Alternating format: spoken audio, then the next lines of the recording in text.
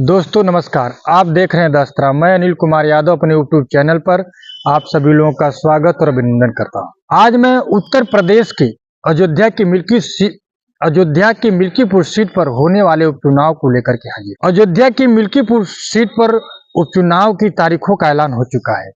10 जनवरी से 17 जनवरी के बीच सभी प्रत्याशियों को नामांकन करने होंगे और 20 जनवरी तक नामांकन वापसी का डेट रखा गया है। वहीं 5 फरवरी को वोटिंग होगी और 8 फरवरी को नतीजे आएंगे। अयोध्या की मिल्कीपुर सीट पर भाजपा और सपा एक दूसरे के आमने सामने है और इन दोनों के बीच कड़ी टक्कर मानी जा रही है। सपा की तरफ से समाजवादी पार्टी ने अयोध्या के सांसद अवधेश प्रसाद के बेटे अजीत प्रसाद को टिकट दिया है और भाजपा ने नए चेहरे पर विश्वास करते हुए चंद्रभानु पासवान को अपना प्रत्याशी बनाया है। और मिल्कीपुर सीट अखिलेश यादव और योगी के लिए सम्मान की लड़ाई मानी जा रही है। दोनों मुख्यमंत्री, एक पूर्व मुख्यमंत्री और एक वर्तमान मुख्यमंत्री के बीच वर्चस्व की लड़ाई है और इस लड़ाई को 2027 का परिणाम माना जा रहा है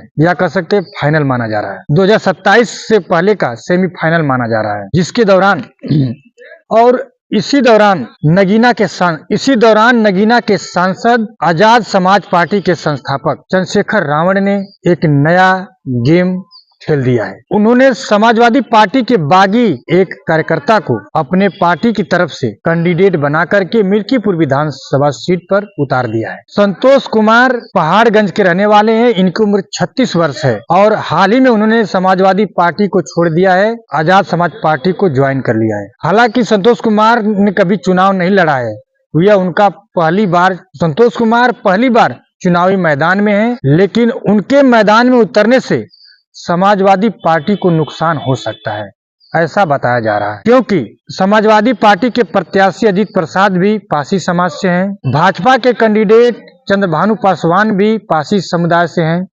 और वहीं चंद्रशेखर रावण ने भी संतोष कुमार को जो पासी समुदाय से ही आते हैं अपना कैंडिडेट बना करके उतारा हुआ है। तो यानी कि तीनों प्रत्याशी पासी समुदाय से हैं और वहां पर सबसे अधिक वोटरों की संख्या दलित समाज की है। वहां पर 1.5 लाख से अधिक वोटर दलित समाज के हैं और दलितों को साधने के लिए ही भाजपा और सपा ने ये पासी समुदाय पर पत्ता खेला है और जिनमें से 57,000 जो वोटर हैं केवल पासी समुदाय से हैं। चंद्रशेखर रावण 20 जनवरी तक अपने प्रत्याशी का पर्चा विड्रॉल नहीं कराते हैं, वापसी नहीं करवाते हैं, तो समाजवादी पार्टी के लिए मुश्किलें हो सकती हैं, क्योंकि उत्तर प्रदेश के मुख्यमंत्री आदित्यनाथ योगी जी ने मिल्कीपुर विधानसभा सीट पर पूरी ताकत झोंक दी है और उसे अपने सम्मान से जोड़ करके रखा है। और मिल्कीपुर विधानसभा सीट पर जो चुनाव होगा वह कुंदरकी की तर्ज पर होगा।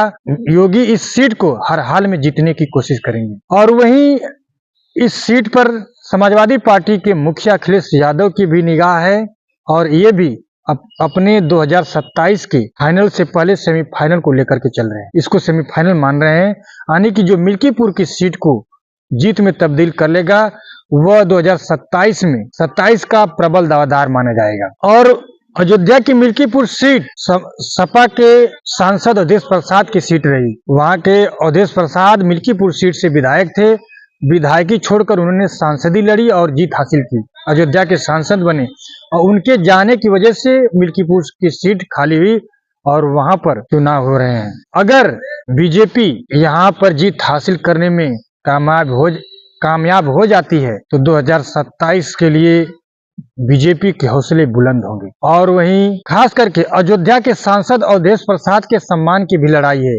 उनके बेटे अजीत प्रसाद खुद मैदान में उतरे हुए हैं, इसलिए वो चाहेंगे उनका सम्मान बरकरार रहे, उनकी सीट उन्हीं के पास रहे, उनके परिवार में रहे, उनके बेटे के पास रहे और वो चाहेंगे इस जीत को हर हाल में जीतने की कोशिश करेंगे। और अवधेश प्रसाद पूरी तरह से मिल्कीपुर विधानसभा में जमीन पर उतरे हुए हैं अपने बेटे को जीत दिलाने के लिए। आज की मुख्य खबर यही रही कि चंद्रशेखर रावण ने सपा के लिए मुश्किलें पैदा कर दी हैं कैंडिडेट उतार करके, जो कि पासी समुदाय से ही है। बाकी अगर यह जानकारी आप सभी लोगों को अच्छी लगी तो प्लीज मेरे चैनल को सब्सक्राइब कीजिए, लाइक कीजिए और शेयर कीजिए। नमस्कार।